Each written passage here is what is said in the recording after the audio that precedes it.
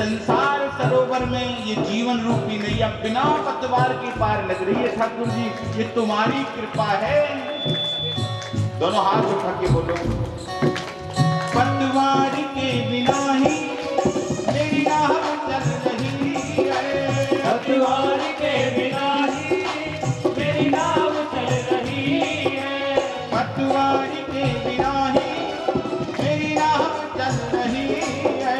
पतवार के बिना ही मेरी नाव चल रही है।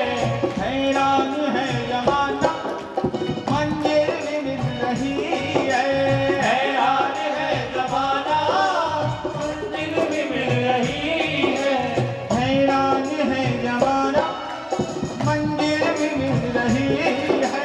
हैरान है जमाना मंजिल भी मिल रही है। क्योंकि करता मैं कुछ नहीं हूँ प्यारे करता मैं कुछ नहीं हूँ, सब काम हो रहा है राम की कृपा से सब काम हो रहा है।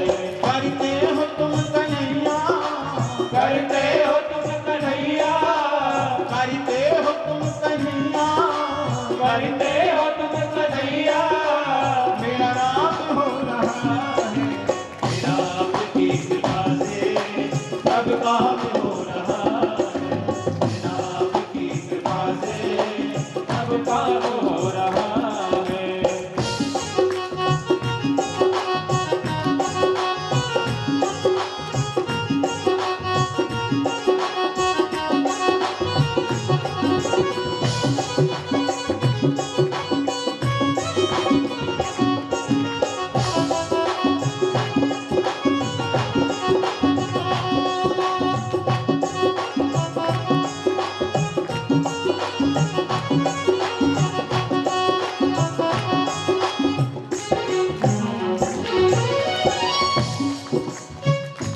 कन्हैया, तुम्हारा जो प्यार मुझे मिल रहा है, मैं तो इस लाइफ में नहीं हूँ।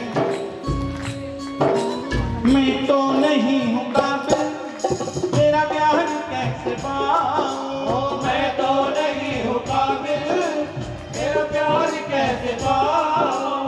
मैं तो नहीं हूँ काबिल तेरा प्यार कैसे पाऊँ। मैं तो नहीं हूँ काबिल तेरा प्यार कैसे पाऊँ। टूटी हुई वाणी से गुणगान कैसे गाऊँ। टूटी हुई वाणी से गुणगान कैसे गाऊँ। मैं तो इस काबिल भी नहीं हूँ कि तेरा मुझे प्यार मिले, और इस टूटी हुई वाणी से कुछ गा सकूं। टूटी हुई वाणी से गुणगान कैसे गाऊं। टूटी हुई वाणी से गुणगान कैसे गाऊँ। तुम्हारी कृपा से प्यारे, तुम्हारी कृपा से प्यारे, ये कमाल हो रहा है। राम की कृपा से सब काम हो रहा है। करते हो तुम कन्हैया, करते हो तुम कन्हैया, करते हो तुम कन्हैया, करते हो तुम कन्हैया। मेरा नाम हो रहा है। राम की कृपा से सब काम हो रहा है। राम की कृपा से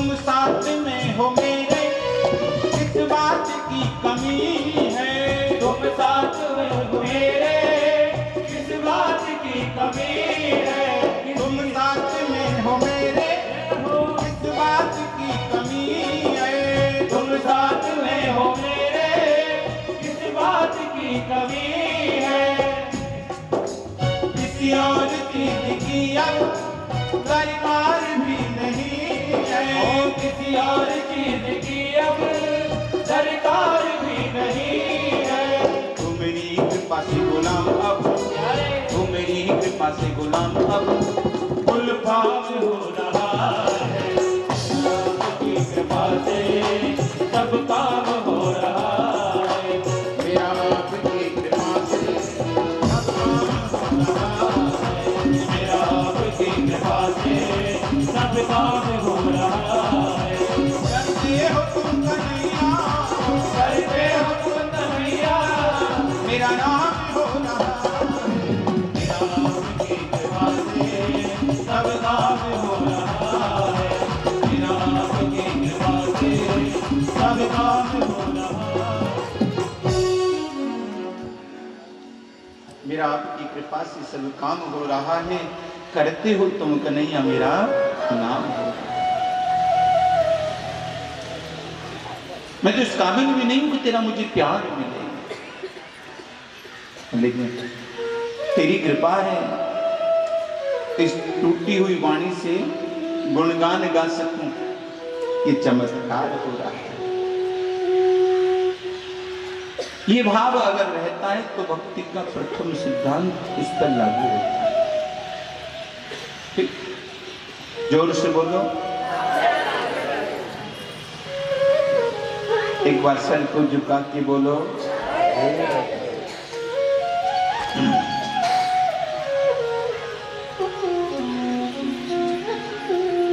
कुंती माता को कहा कि मेरा प्रसाद समझ कर के जो संसार की सुख देने वाली वस्तुओं का कोई भी उपभोग करता है उसे मेरी माया नहीं सताती है। सज्जनों, पांडवों को लेकर के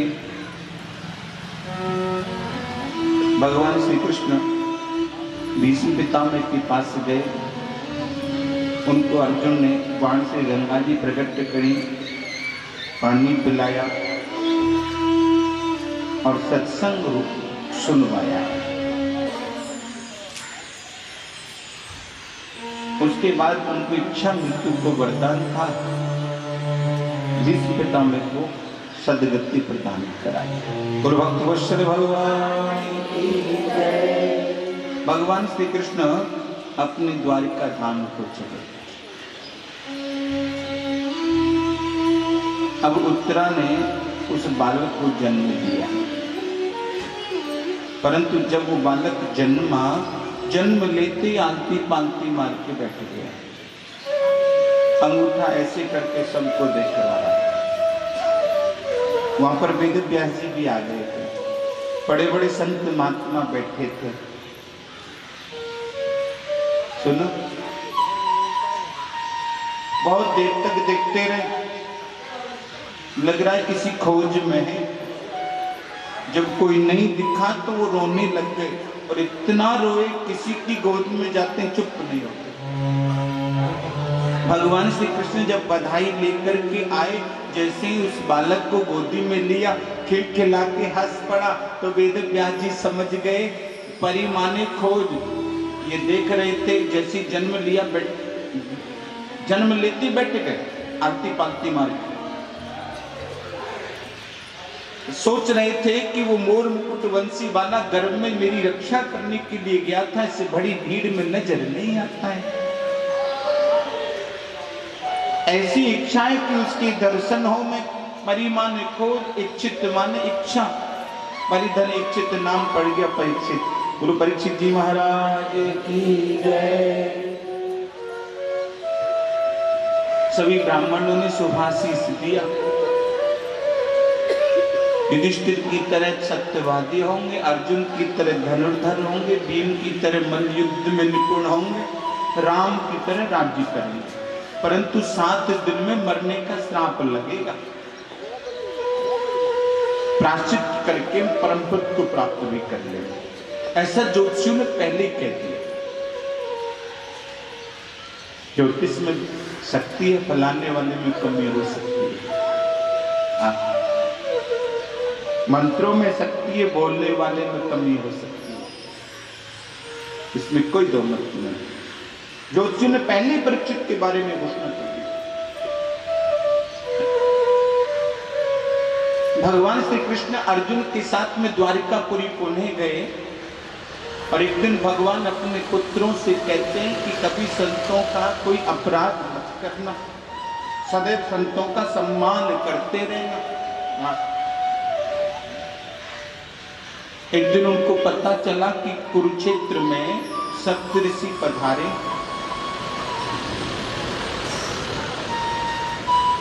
जो कि यज्ञ कर रहे हैं। अब देखे तो सही असली संत या नकली संत इस परीक्षा में परीक्षा को करने के लिए चले गए। भगवान के एक बेटा थे जिनका नाम था सांब। वो कभी कभी जनानी वस्त्र पहनते थे तो जनानी जैसे लगते थे, तो कहा कि आप जो है जनानी वस्त्र पहनो, और पेट से कपड़ा लपेट लिया और ले जा करके ले घूंघट काट के कहने लगे, महाराज देखो या जनानी के का हो वो बेटा के बेटी। महात्मा जी ने ध्यान किया, अरे ये तो पुरुष है, संतों का मजाक उड़ाते हो, हम श्राप देते हैं। अरे एक बात बताइए, सारंग बज रहा, आप उधर क्यों सोच रहे हो? जोर से बोलो राधे। हाँ, इनका कुछ नियम होता होगा, ड्यूटी वूटी चैन का, उधर ध्यान नहीं देना। एक बार हाथ उठा के बोलो, सर को झुका के बोलो।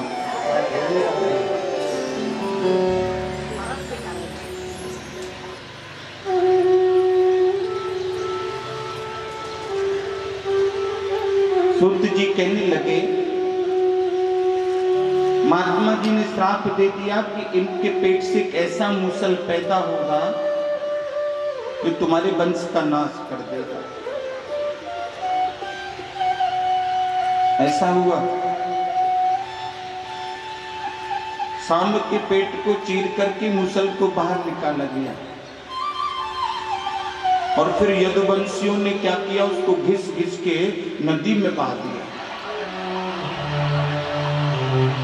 ना रहेगा बांस, ना बजेगी बांसुरी। सोचा था वो एक जगह इकट्ठा हो गया, लास्ट में कितना भी घिस लिया, इतना सा कण बचा था, वो ऐसे फेंक दिया, उसको एक मछली निगल गई। अब जो एक जगह इकट्ठा हुआ था ना, उसमें घास उत्पन्न भई। एक दिन यदुवंशियों में किन्हीं दो लोगों ने सुरापान कर लिया। सुरा का मतलब समझ गए?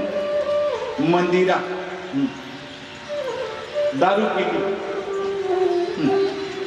और एक दूसरे को गाली देती। क्या तू मुझे गाली देता, तू मुझे गाली देता। दोनों लड़ते लड़ते उसी जगह पे आ गए जहां पर वो घास खड़ी। लड़ते लड़ते ऐसे उखाड़ के ऐसे मारी, वो तलवार का काम कर रही थी।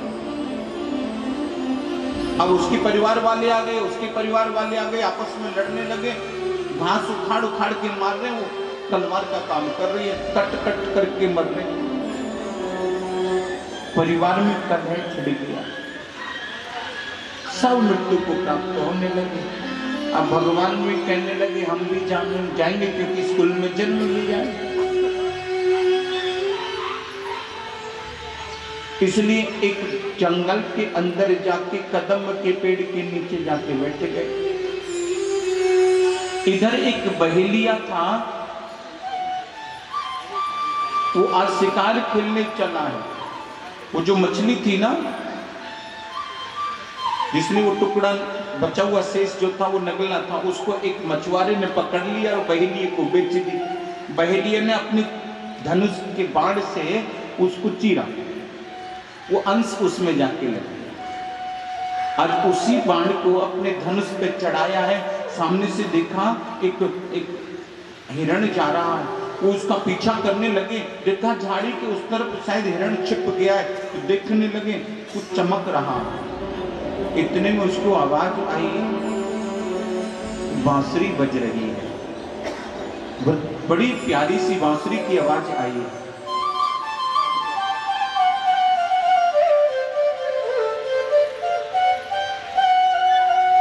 जैसे बांसुरी की आवाज आने लगी, सोचने लगा मुझे जाकर के सुननी चाहिए।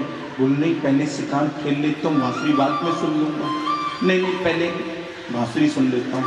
देखा उस तरफ कुछ चमक रहा है, शायद हिरण की आंख है। वो तीर छोड़ दिया, वो हिरण की आंख नहीं थी, भगवान के पैर में पद्म का निशान चमक रहा था, जाके भगवान के पैर में लग गया। एकदम आह की आवाज भई, पहलियां दौड़ के क्या देखा, ये तो भगवान है और हमारे राजा है। हे प्रभु, मेरे से कैसा अपराध हो गया, मैंने तो बहुत बड़ी गलती करी जो आपको बाण से मारा। भगवान मुस्कुराए, कहने लगे हम आपके ऋणी थे, उस ऋण से उऋण हो गए। मेरे ऋणी? बोला हाँ, कैसे? पिछले जन्म की बात है। आप बाली थे, आपको वरदान था कि किसी से युद्ध लड़ोगे उसकी आदि शक्ति आपके अंदर आ जाएगी। परंतु आपने अपने छोटे भाई की पत्नी को और उसके राज्य को छीन लिया था। आपका भाई सुग्रीव जो है पर्वत पर जाके रहता था। हनुमान जी ने मेरी उनसे मित्रता कराई और हमने 7 पेड़ से छुप करके आपको मार मारा था। जो वरदान था कि सामने जो भी युद्ध लड़ने आएगा उसकी आदि शक्ति आपके अंदर आ जाएगी। जब आप मूर्छित होकर गिर पड़े तो बाली ने कहा भगवान से कि मैं बैरी सुग्रीव प्यारा, कारण कवन नाथ मोहि मारा।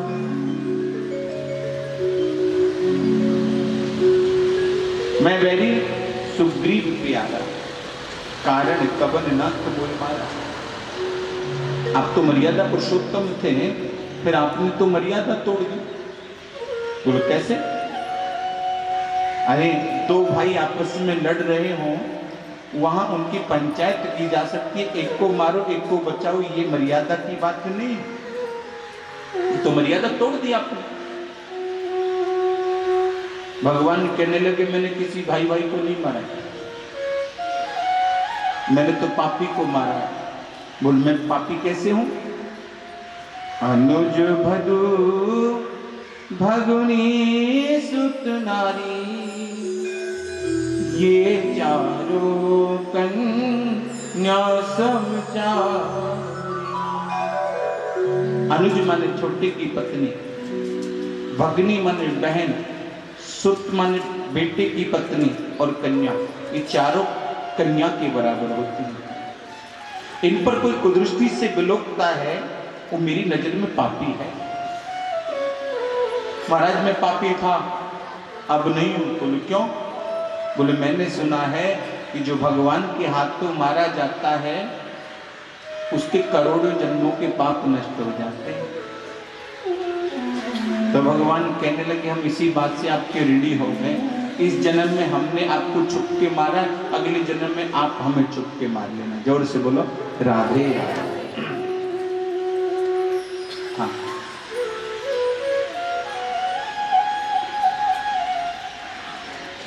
भाई ने आपसे कहने लगे भगवान हम आपके ऋणी थे, अब उस ऋण से ऋण हो गए। विधि का विधान था भैया, अब आप एक काम करो, जाओ। भैया को भेज दिया। अब अर्जुन आए, जैसी भगवान के पैर में वो तीर लगा, देखा खून बह रहा है। प्रभु प्रभु ये सब क्या हुआ? हमारे होते हुए हमारे प्रभु को कोई मारे, ये होने नहीं देंगे। हम ऐसे कैसे हो गया? किसने मारा है बताइए ना। भगवान मुस्कुराए, कह रहा मेरे होते हुए मेरे प्रभु को कोई मारे नहीं, होने नहीं दूंगा। वारे वारे, तुझे गीता का ज्ञान पढ़ा दिया, उसके बाद में कह रहा है मेरे होते हुए मेरे प्रभु को कोई मारे, मैं ऐसा होने नहीं दूंगा। हम गुरुजी के यहां जाते, गुरुजी मैं हूं ना, चिंता मत करना ना। मैं शब्द का कभी प्रयोग मत करें। कहना तो यही कहिए, गुरुजी आपका आशीर्वाद रहा, आप आशीर्वाद दीजिए, मैं जरूर कर दूंगा। इसमें श्रेय किसको है? गुरुजी के आशीर्वाद। मैं कर दूंगा, मैं कर सकता हूं, मैंने ये कर दिया, मैंने वो कर दिया, मेरे सामने औकात क्या है, मैं ये लो। हाँ, ये शब्द भगवान को पसंद नहीं। और भक्त कोई करे तो सबसे पहले भक्त का काम वो तो होने नहीं दे, क्योंकि उसके अभिमान, भक्त का अभिमान बढ़े, ये भगवान नहीं चाहते। सुबह सुबह का जो बाल भोग करते हैं भगवान, ब्रेकफास्ट, नाश्ता, भक्त के अभिमान का ही करते हैं। कई भक्त बड़े निराश हो जाते हैं, देखो दुनिया कैसे कैसे पाप करे, हमारी तो बिल्कुल बगल में बैठो सुन तो रहे, हम थोड़ा सा करें भगवान तुरंत चाटा मार दे। अरे तो खुशी मनाओ कि भगवान आपके आसपास है, आपको जो गलती कर रहे हैं उसकी तुरंत सजा दे रहा है, तो समझ लो कि वो आपकी बिल्कुल सन्निकट है। हाँ, उसकी सजा तुरंत मिल रही है, तो समझ लो कि आप उसके बहुत नजदीक है।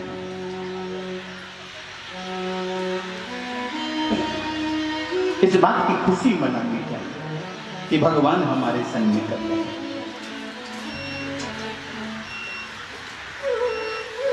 अर्जुन कहने लगे, प्रभु बताओ ना। बोले भैया जो होना था वो तो हो गया, आप एक काम करो, हमारे कुछ गोप ग्वाले हैं और ये गोपियां हैं, इनको ले जाओ बद्रिकाश्रम धाम वृंदावन छोड़ देना। आप चिंता ना करो, मैं हूं ना। फिर कहिए मैं हूं। देखिए जैसे रथ में लेके जाने लगे ना, जंगल में पहुंचे, भील आए, अर्जुन से उन गोपियों को छीनने लगे, उन गोपों को छीनने लगे। अर्जुन ने अपना गांडीव धनुष उठाना चाहा, हाथों का बल काम नहीं कर रहा है। जिस गांडीव धनुष में अर्जुन टंकार मार देता था, पूरा ब्रह्मांड गूंजने लगता था, आज कुछ नहीं हो रहा, क्योंकि सज्जनों भगवान उसको बता देना चाहते हैं, एक समय था जब मैं तेरे साथ था तो तेरे नाम से दुनिया डरती थी, तेरे धनुष की टंकार से ब्रह्मांड गूंजता था। आज कुछ नहीं है, क्योंकि मैं तेरे साथ नहीं। तो ये समय बार बार नहीं आता है, ठाकुर जी जब साथ देते हैं। इसलिए लिखा है कि समय समय की बात है और समय बड़ो बलवान, भीलन लूटी गोपिका तो भी अर्जुन कि समय समय की बात है, समय समय को रंग, समय पे बेटी बाप घर, समय पिया के संग। एक समय होता है बेटी पिताजी के यहाँ होती है, सोचती है मेरे पिता का इतना नाम हो, इतना धन हो, मेरा भाई इतना बड़ा आदमी हो जाए। और एक दिन जब धीरे धीरे समय बीत जाता है, शादी हो जाती है, थोड़ा समय बीतता है, तो रक्षाबंधन वाले दिन जाती तो सोचती है भैया दक्षिणा देगा, इतना तो दे दें कि बच्चों के एडमिशन का खर्चा चल जाए। जोर से बोलो राधे राधे। और देखो कुछ नहीं तो पॉकेट मनी इतनी देती, श्रीमान जी मांगे कि नहीं, ये तो मेरे भैया ने दिए। जोर से बोलो राधे राधे। इससे हाथ नहीं लगाने दूंगा।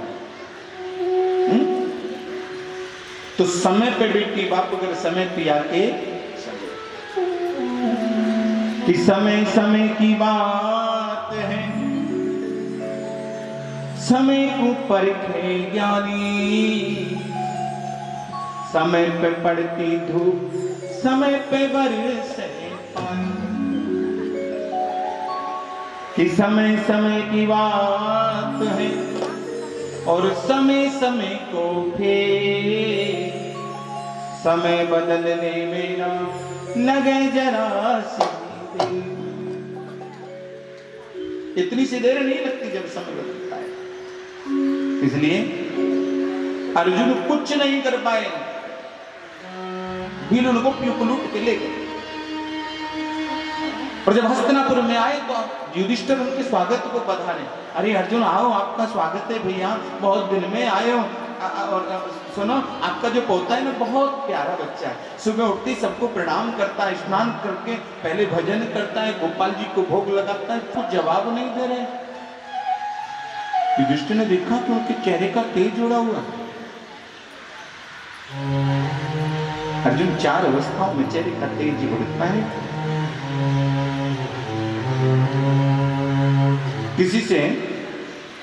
किसी ब्राह्मण का अपमान हो जाए तो चेहरे का तेज उड़ जाता है।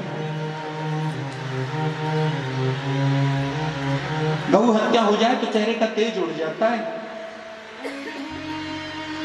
अगम्या स्त्री के बारे में कुभाव आ जाए तो चेहरे का तेज उड़ जाता है। और कोई प्राण से प्यारा व्यक्ति छोड़ के चला जाए तो चेहरे का तेज उड़ जाता है।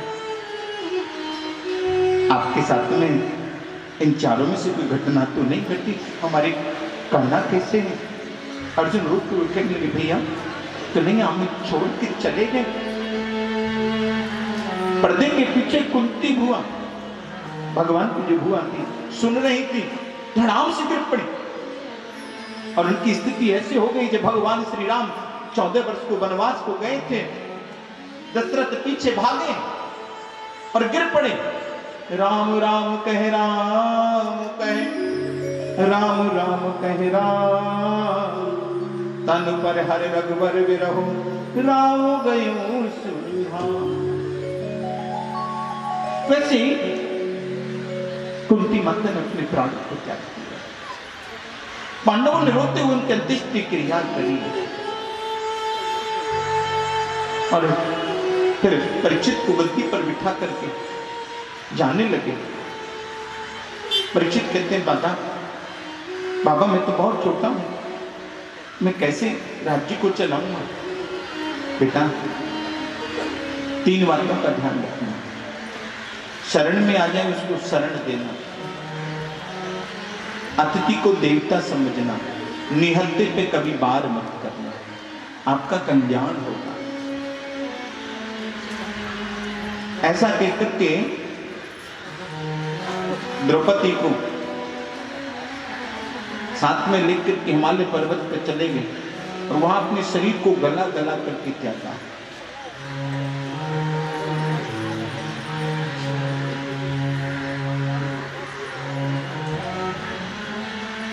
सज्जनों,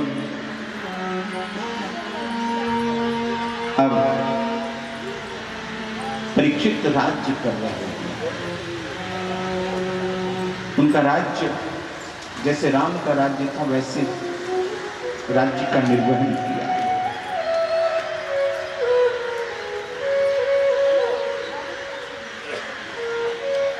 धीरे धीरे बड़े हुए, उनका विवाह हो गया, 4 पुत्र हुए। सबसे बड़े का नाम था धनंजय। एक दिन राजा ने देखा, आईने के सामने खड़े थे, उनके कान के पास का बाल सफेद हो गया है।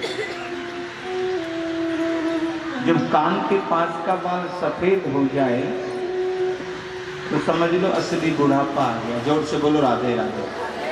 पहले डेट ऑफ बर्थ सबका नहीं होती थी, ज्यादातर नहीं होती थी। आजकल तो डॉक्टर लिख देते तुरंत, हाथ में पट्टा लगा देते। पहले ये अनुमान लगाते थे।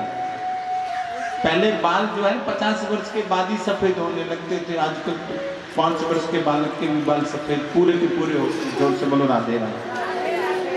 हाँ,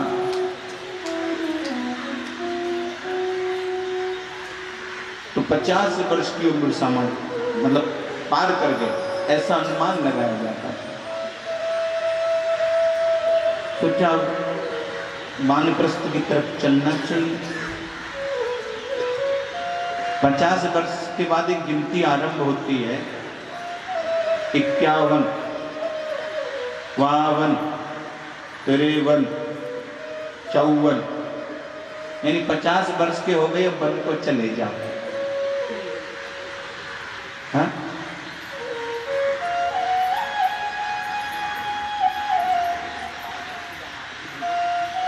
तीस वर्ष की उम्र में आजकल विवाह करते हैं बच्चे का, 30 का जब हो जाए। 20 वर्ष के बाद में वन को कैसे चले जाएं? बच्चे तो बहुत छोटे छोटे हैं, कैसे जिम्मेदारी दे दे उनको?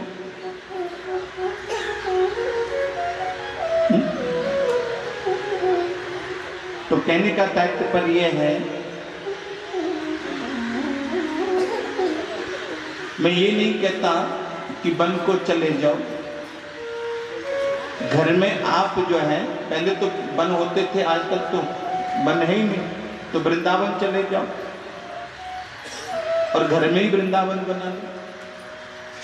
हाँ? धीरे धीरे जिम्मेदारी देना आरंभ कर दो।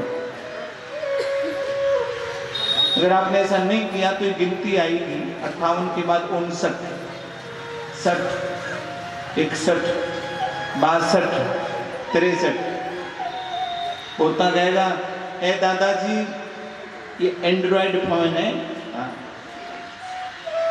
आजकल जो है कंप्यूटराइज जमाना है, आपकी समझ में नहीं आएगा। और तो छोड़ो ना, बुढ़ापा आ गया, क्या करना है?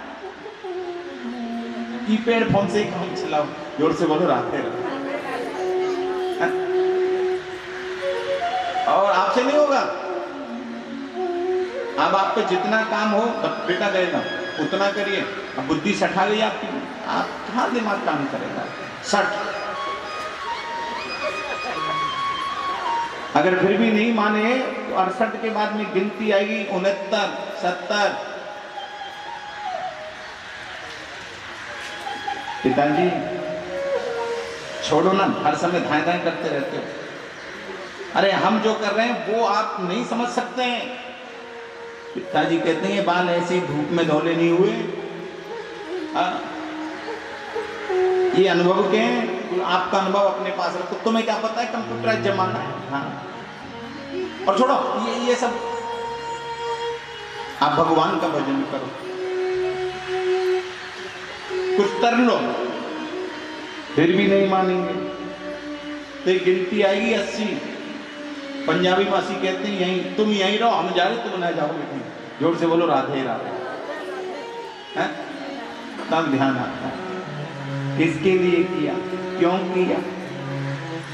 फिर सोचते हैं भगवान का भजन करने, भागवत कथा सुने, कुर्सी पे बैठ के सुनेंगे जी, ऐसे तो सुनने पैरों से बैठा ही नहीं जाता, कमर से बैठा नहीं जाता। राधे राधे। हाँ,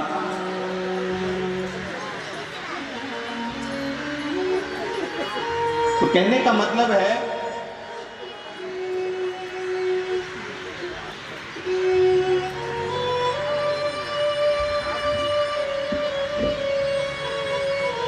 मुझे जरूरत नहीं है इसकी वजह से, क्यों चर्चा वही चल रही है। हाँ, जोर से बोलो।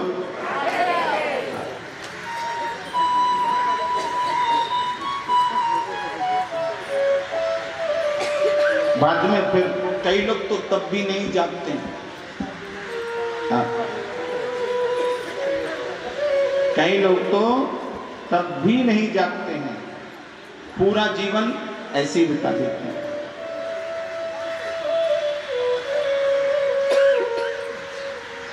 रात भर सोए, सपना देखा, आंख खुली, अरे कहाँ गए थे हम सपने में? आंख खुली, कुछ नहीं। इसलिए लिखा है,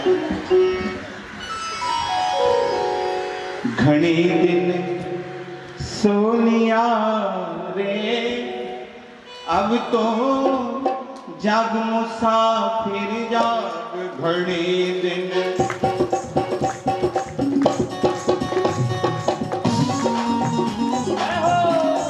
सोनिया रे, अभी तो जाग मुसाफिर जाग। घने दिन सोनिया रे, अब तो जाग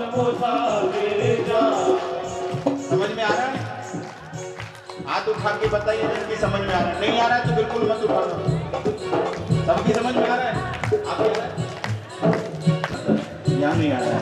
आ रहा है तो हाथ क्यों नहीं उठा रहे? सुनो, घने दिन मतलब बहुत दिन सो लिया, अब तो जाग जा। मुसाफिर माने हम कहीं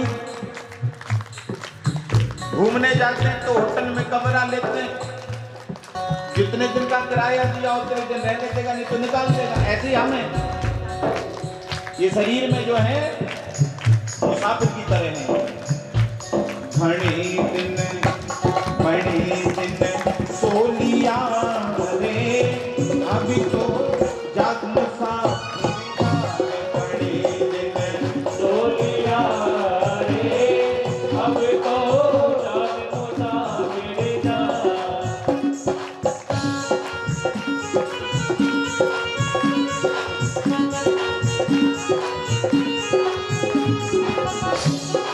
लटका हुआ होता है। पहला सोया माँ की गर्भ में, उल्टे पैर पसार। पहला सोया माँ की गर्भ में, उल्टे पैर पसार। बाहर आए पवन जब लागी, बाहर आए पवन जब लागी, किया था उधम अपार। जन्म तेरा हो लिया रे, अभी तो जाग मुसाफिर जा। घने दिन सो लिया रे, अब तो जाग मुसाफिर जा।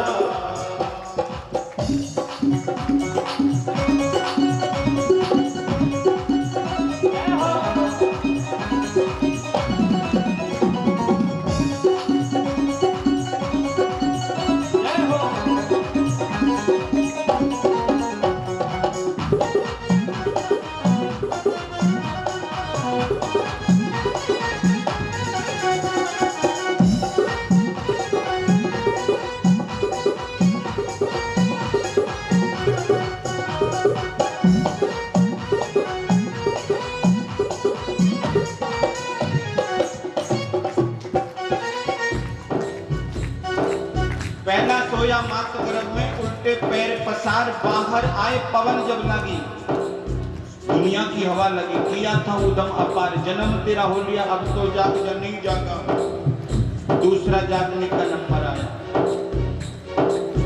दूजा सोया पिता गोद में, हंस हंस दांत दिखाए। दूजा सोया पिता गोद में, हंस हंस दांत दिखाए। दूजा सोया पिता गोद में, हंस हंस दांत दिखाए। दूजा सोया पिता गोद में, हंस हंस दांत दिखाए। दादी भुआ लाड़ी लड़ावे, दादी भुआ लाड़ी लड़ावे, ऐसा हुआ ये लाल। दादी भुआ लाड़ लड़ाती है, पिता की गोद में जब सोता है तो हंस हंस दांत दिखाता है। दादी भुआ लाड़ लड़ावे, दादी भुआ लाड़ लड़ावे, ऐसा हुआ ये लाल। लाड तेरा हो लिया रे, अब तो जाग मुसाफिर जा। घने दिन सो लिया रे, अब तो जाग मुसाफिर जा।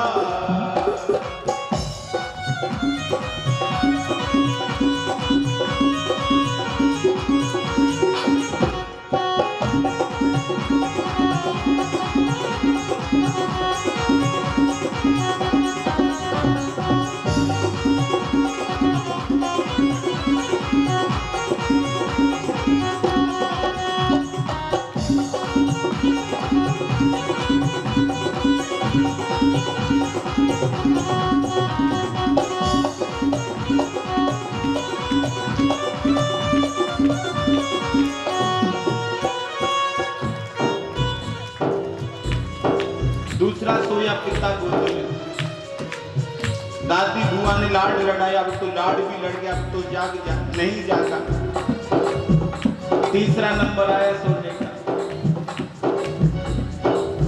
तीसरा सोया प्रिया से जिसपे तन मन धन सब हार। तीसरा सोया प्रिया से जिसपे तन मन धन सब हार। तीसरा सोया प्रिया से जिसपे तन मन धन सब हार। तीसरा सोया प्रिया से जिसपे तन मन धन सब हार।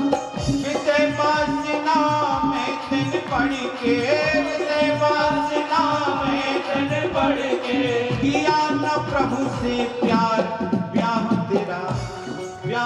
तेरा हो लिया रे, अब तो जाग मुसाफिर जाग खड़े दिन सो लिया रे, अब तो जाग मुसाफिर जाग। अब तो ब्याह हो गया। ब्याह का मतलब जानो? ब्याह का मतलब होता है शादी, विवाह। और बिहा का एक अर्थ और भी होता है, बिहा, बेहया, बेशरम। जोर से बोलो राधे राधे। जा दिन से ब्याह भयो है, माँ बाप कहते हैं बच्चा हमारा नहीं रहा। जोर से बोलो राधे राधे। हमारी पहले तो बात मान भी लेता, वो नहीं मानता। हाँ। क्या कर,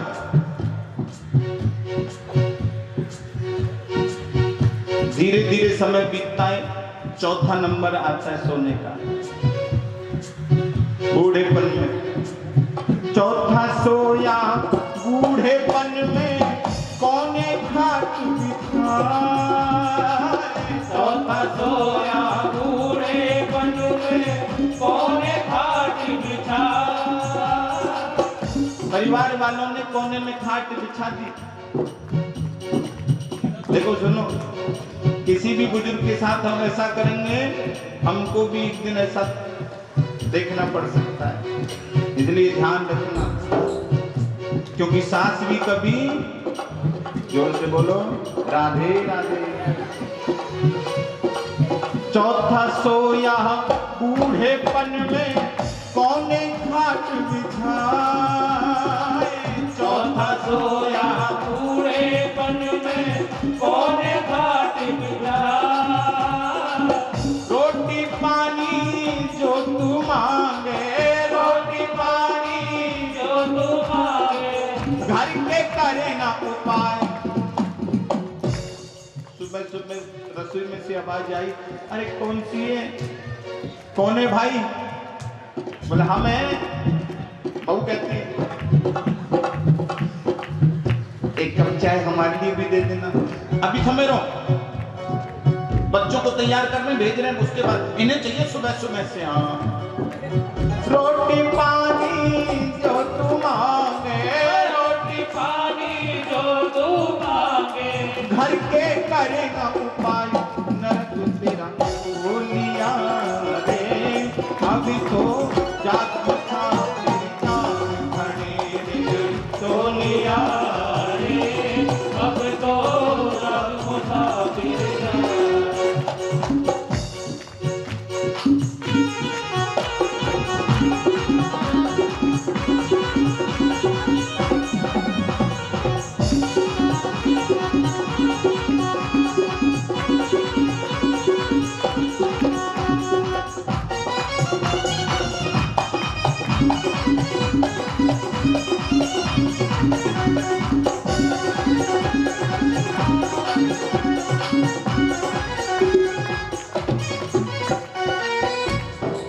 धीरे धीरे समय बीतता गया।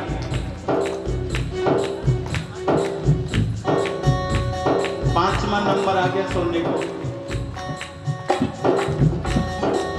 पांचवा सोया शमशान घाट पे सीधे पैर पसार। पांचवा सोया शमशान घाट पे सीधे पैर पसार। पांचवा शमशान घाट पर जब सोते हैं पैर मुड़ने से नहीं मुड़ के जाओ। कई लोग तो अंत समय तक नहीं जागते। एक बुजुर्ग थे, उनके बच्चे उनकी सेवा नहीं करते थे। एक रोज किसी ने बताया कि तबीयत ज्यादा खराब हो गई है, बोल बंद हो गया। हाँ, बोल बंद हो गया है कि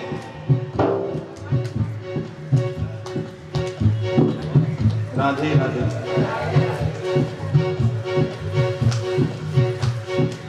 चारपाई से नीचे उतार लिया बाबा। पड़ोसी भी आ गए, रिश्तेदार भी आ गए।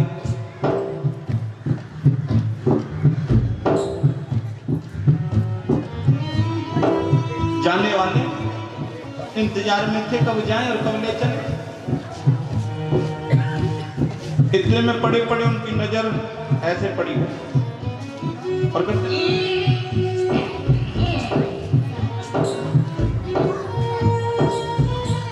एक बेटा लेके आओ साइड में अपने दूसरे भाई को। ये तो दीवार की तरफ इशारा कर रहे हैं। लगता है पिताजी ने इसमें जो है धन छुपा रखा है, बताना चाहते हैं इसको तोड़ लेना, इसमें से निकल लेना। और बाई चांस नहीं हुआ तो गड़बड़ हो जाएगी, दीवार को तोड़ेंगे हम। जल्दी से गए डॉक्टर के पास, डॉक्टर को बुलाए, दवाई इंजेक्शन दिए। थोड़ी देर बाद पापा बोलने लगे, कहने लगे चलो अच्छी बात है थोड़े दिन जिएंगे। सब लोग चले गए तो पीछे से बेटा आए पिताजी के पास, कहने लगे आप ये दीवार की तरफ क्या इशारा कर रहे थे? कहने को देख नहीं रहे, भैंस का जो कटरा है वो झाड़ू को चबा रहा था। जब मैं मर जाऊंगा कैसे करोगे? 50 रुपए का आता है? मतलब पड़ा पड़ा हूं भी उसे झाड़ू दिख रहा था। पांचवा सोया शमशान घाट पे सीधे पैर पसार। पांचवा सोया शमशान घाट पे सीधे पैर पसार। चारों तरफ से आग लगाए गई, चारों तरफ से आग लगाए गई। किया रहा संस्कार दाग तेरा खोलिया रे। अब तो जाग सा फिर जाग घने दिन सो लिया रे। अब तो जाग मुसाफिर जाग घने दिन सो लिया रे। अब तो जाग मुसाफिर जाग घने दिन सो लिया रे। अब तो जाग मुसाफिर।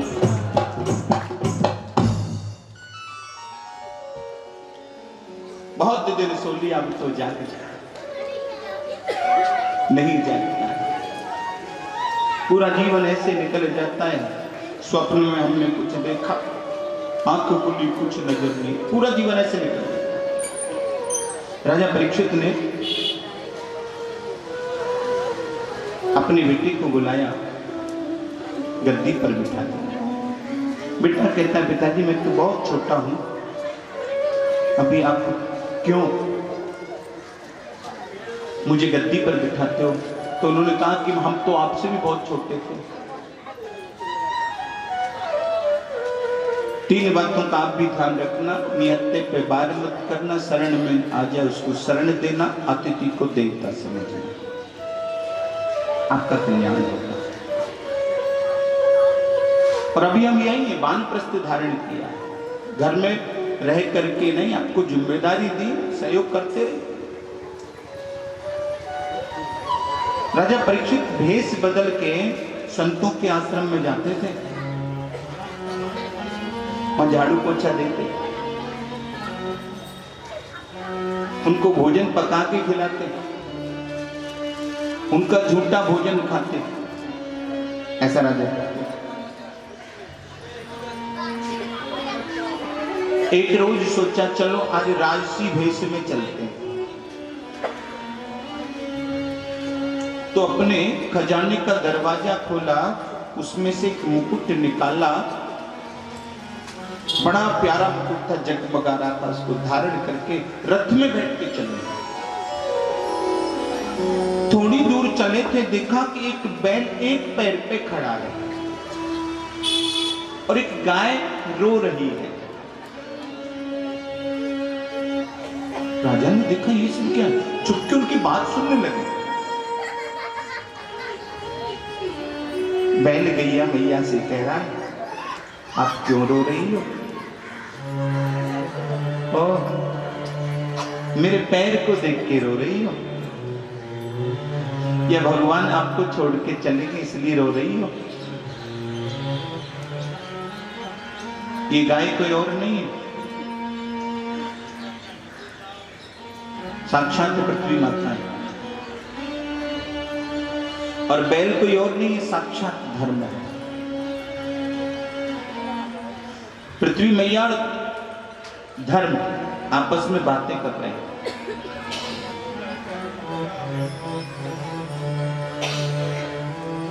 धर्म के 4 चरण होते हैं, सत्य, दया, दान और तप।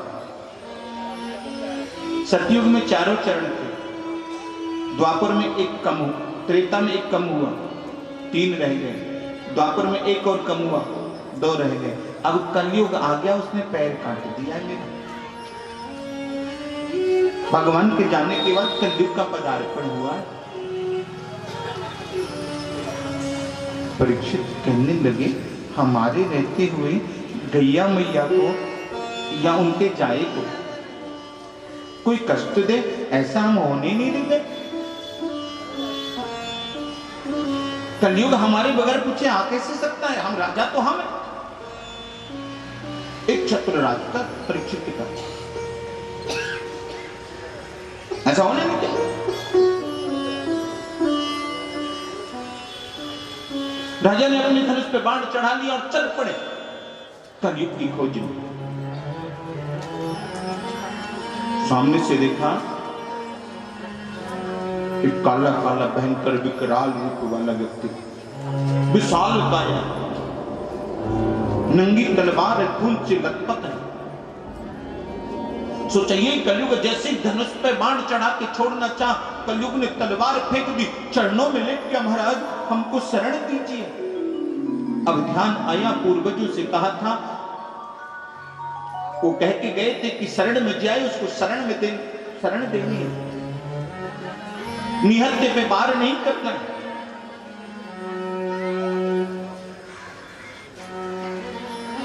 अतिथि को देवता समझना है,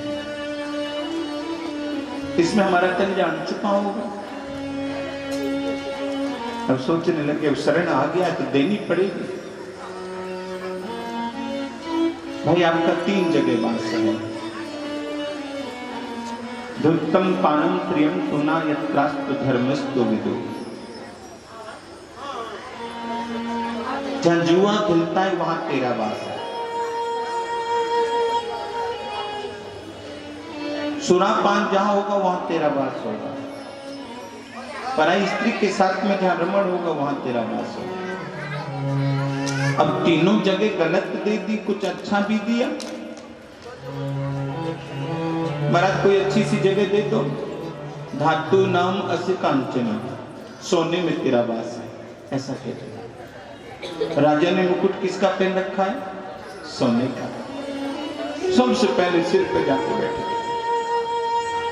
अब यह प्रश्न उठता है कि महाराज सोने में तो भगवान श्री विष्णु लक्ष्मी जी के साथ बसते हैं, फिर जहां भगवान का वास हो वहां कलयुग कैसे आ सकता है? तो बताया गया पाप की कमाई का जो सोना होता है उसमें कलयुग का वास है। अभी तो कह रहे थे राजा ने राम की तरह राज्य किया, उसके यहाँ पाप की कमाई का सोना कहां से आया था। जब पांडवों ने राजसूय यज्ञ किया था तो उसमें दिग्विजय के लिए निकले थे, जरासंध को मार करके उसकी कुंडल कवच मुकुट को लेकर के आए। आज वही मुकुट राजा ने पहना, वो पाप की कमाई का सोना।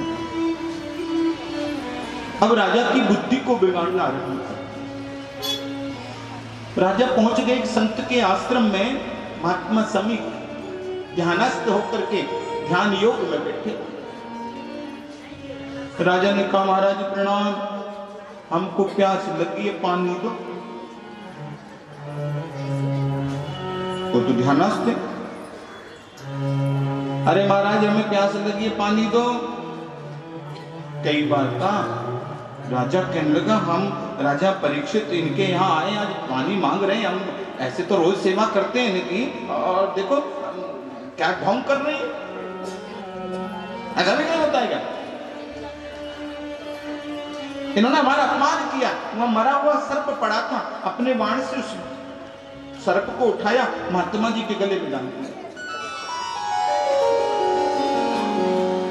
हाँ, राजा वहां से चले गए। ये बात समीक ऋषि जी ने देख ली। समीक ऋषि के एक शिष्य ने देख ली और उनके पुत्र श्रृंगी ऋषि से जाकर ये बात बता दी कि तुम्हारे पिताजी का अपमान किया है। श्रृंगी ऋषि को क्रोध आ गया। नदी में स्नान कर रहे थे, हाथ में जल लेकर के श्राप दिया कि राजा परीक्षित, तुमने जिस सर्प को, ये तक्षक नामक सर्प है, आपने मेरे पिता के गले में डाला है, यही 7वें दिन जीवित होकर के तुमको डसेगा, तुम्हारी मृत्यु हो जाएगी। अब महात्मा जी की आंख खुली, देखा मरा हुआ सर्प गले में पड़ा, ध्यान लगाया, हो महात्मा राजा परीक्षित आए थे, क्योंकि वो महात्मा थे। फिर सोचा, अरे उनको तो श्राप भी दे दिया, अरे इतने अच्छे राजा को श्राप दे दिया, ये राजा परीक्षित ने नहीं किया, तो कलयुग ने कराया था जो कुछ हुआ था। अरे जल्दी जाओ, उनको जाके बोलो कि अपनी मुक्ति का कुछ उपाय कर लेंगे। अब तो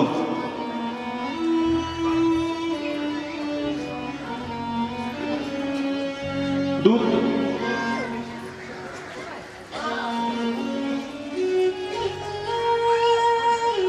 जो महात्मा जी के शिष्य थे, वो राजा के महल की तरफ चल पड़े। राजा ने जैसे ही मुकुट उतारा, महल में जाके ध्यान आया, हरे राम, मैं तो संत का अपराध करके आया हूं, ये मैंने क्या कर दिया, इतना बड़ा अपराध किया। इतने में महात्मा जी के शिष्य पहुंचे, महाराज आपको श्राप भी लग गया है, आपको आपकी 7वें दिन मृत्यु हो जाएगी, तक्षक नामक सर्प आकर के आपको डसेगा। महात्मा जी की बात सुन के राजा परीक्षित कहने लगे, आपकी महात्मा जी ने मुझे 7 दिन के बाद मरने का जो श्राप दिया है, ये अच्छा नहीं किया। अरे हम तो एक क्षण जीने के अधिकारी नहीं, एक क्षण। फिर अंदर गए, अपनी पत्नी को बुलाया, सीने पे हाथ रखा और कहने लगे, सुनो, आज मुझे महात्मा जी ने प्रसाद दिया है, श्राप को प्रसाद समझ रहे, भगवान श्री हरि विष्णु भी चाहे तो मुझे 7 दिन तक मार नहीं सकते। मेरे 7 दिन सुनिश्चित हो गए, दुनिया का कोई भी प्राणी ये नहीं कह सकता कि मैं इतने दिन तक जीवित रहूंगा। मैं कह सकता हूं क्योंकि संत ने आशीर्वाद दिया है, संत ने प्रसाद दिया है।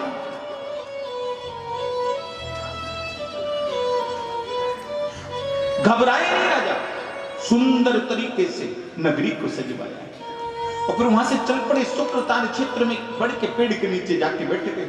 अब तो संतों की भीड़ लग गई, इतने अच्छे राजा हैं, भाई कोई उपाय करो, अरे राजा को नरक में जाना ना पड़ जाए, राजा को यातना ना भोगनी पड़ जाए, इतने अच्छे राजा हैं। सोनिकादि के 88 ऋषि आ गए, शक्ति पारस वेद व्यास जी भी आ गए। अब सोचने लगे 7 दिन में कौन सा अनुष्ठान कर, कुछ समझ नहीं आ रहा है, इतनी जल्दी क्या किया जाए, किसी की तबीयत खराब हो जाए, रात दिन जिस डॉक्टर के साथ बैठ रहे हो, खूब दोस्ती हो, ध्यान नहीं आता है, हाथ पैर से फूल जाते हैं, कहां जाए, कैसे करें, क्या करें। वैसी स्थिति उन संतों की हो गई। आखिर कौन सा अनुष्ठान करें। कि राजा को मुक्ति ही मिले। बहुत देर हो गई, इतने में दूर दराज जंगल में महात्मा सुखदेव जी बैठे थे। उनके अंदर से आवाज आई, चलो राजा परीक्षित की सभा में चलते हैं। राजा परीक्षित की सभा में चलने लगे। जिन्होंने गर्भ अवस्था में भगवान श्री विष्णु से वरदान प्राप्त किया था कि दुनिया की माया नहीं सताएगी, वो आज राजा परीक्षित की सभा में चलने को उद्यत हुए। हाँ। बच्चे देखते हैं ना उनको, हाँ, तो नंगा बाबा कहते हैं। केवल कॉपीन है उनके शरीर पर। कोई उनका स्वागत करता है तो प्रमोदित नहीं होते, कोई उनको नंगा बाबा कहता है तो दुखित नहीं होते। जैसे ही राजा परीक्षित की सभा में आए, एकदम सब खुशी के मारे उछल पड़े, हो गया कल्याण, सुखदेव जी पधारे। सब खड़े हो गए उनके स्वागत में, दंडवत प्रणाम करने लगे। राजा परीक्षित भागने लगे। संतों ने कहा ना, इनको ज्यादा दिखावा पसंद नहीं है। जहां ज्यादा दिखावा हो रहा हो, गुरु जी आप ही हो, आप ही करोगे, आप ही की कृपा से हो रहा है, वहां समझ लो कुछ गड़बड़ है। हाँ, जोर से बोलो राधे राधे। दाल में काला है। हाँ। प्रणाम करिए आहिस्ता से, ज्यादा मक्खन लगाओगे तो ये भाग भी सकते हैं, क्योंकि अपने माँ बाप को छोड़ के बचपन में चले गए थे, दुनिया वालों से मोह नहीं है इनको। तो राजा परीक्षित धीरे धीरे जा रहे प्रणाम करने के लिए। आप भी प्रणाम कर लो उनको, जोर से बोलो राधे राधे।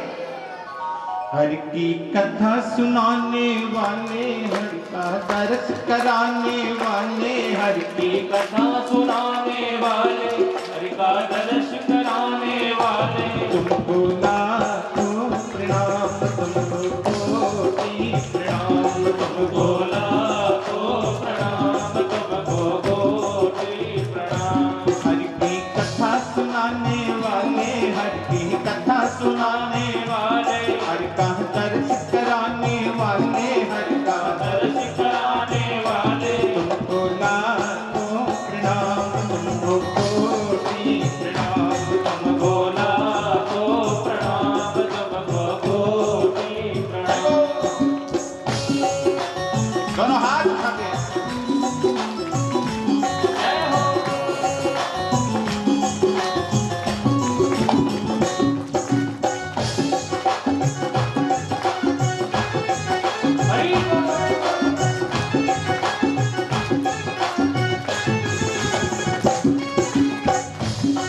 हम ढूंढ रहे थे वन में, तुम आ बैठे थे मन में। हम ढूंढ रहे थे वन में, तुम आ बैठे थे वन में। हम ढूंढ रहे थे वन में, तुम आ बैठे थे वन में। हम ढूंढ रहे थे वन में, तुम आ बैठे थे वन में।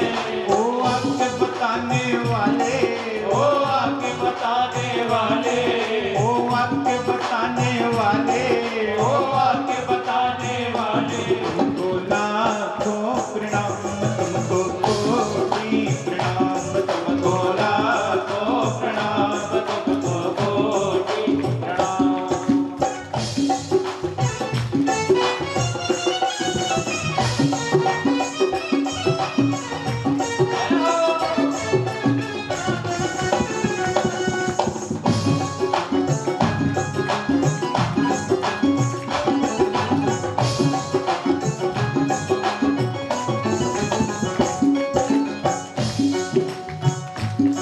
हम पी रहे विष का प्याला और जाए रहे यम के काला।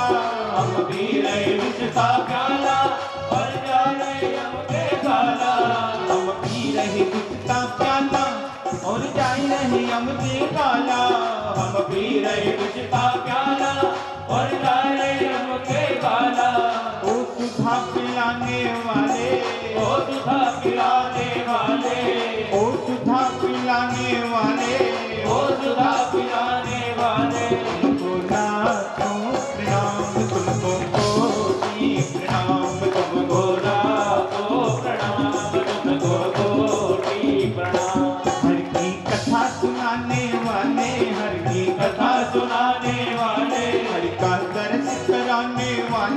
हरि का दर्श कराने वाले तुमको लाखों प्रणाम, तुमको कोटि प्रणाम, तुमको लाखों प्रणाम, तुमको कोटि प्रणाम। से मिलाने वाले तुमको लाखों प्रणाम, तुमको कोटि प्रणाम। तुमको लाखों प्रणाम, तुमको कोटि प्रणाम। हरि की कथा सुनाने वाले, हरि का दर्श कराने वाले, हरि की कथा सुनाने वाले, हरि का दर्श कराने वाले तुमको लाखों प्रणाम, तुमको कोटि प्रणाम, तुमको लाखों प्रणाम, तुमको कोटि प्रणाम। हरि की कथा सुनाने वाले, हरि का दर्श कराने वाले, हरि की कथा सुनाने वाले, हरि का दर्श कराने वाले तुमको लाखों प्रणाम, तुमको कोटि प्रणाम, तुमको लाखों प्रणाम, तुमको कोटि प्रणाम। लाखों प्रणाम, तुमको कोटि प्रणाम, तुमको लाखों प्रणाम, तुमको कोटि प्रणाम। तुमको लाखों प्रणाम, तुमको कोटि प्रणाम, तुमको लाखों प्रणाम, तुमको कोटि। गोविंदा हम पी रहे विस्तार